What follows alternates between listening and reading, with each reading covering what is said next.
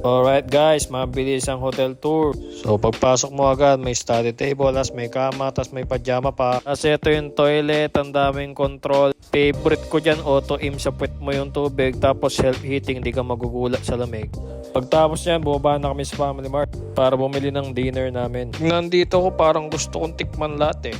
Kaso syempre, yung bihira lang natin matikman, yun yung bibili natin. Yung binili namin, onigiri tsaka kape. So yun, wala nang tulog, Gina agad. So yung mission namin today is hagilapin si Mount Fuji. Kaya lang medyo bad news kasi cloudy ngayon eh. Ayon sa ulat ng panahon ni Mang Tani, yan, di namin namamalayan, nasa Subic na pala kami. Tapos yan, matatanaw natin yung Enchanted Kingdom. Tapos dito, nagmagic si Mrs. na wala yung payong. So at least, alam natin, safe talaga kasi kahit sino hindi makikita yung payong na yun eh. Ito pala kami sa Fujisan Heritage Park nag-stopover. So dito, lahat ng mabibili nyo related sa Mount Fuji.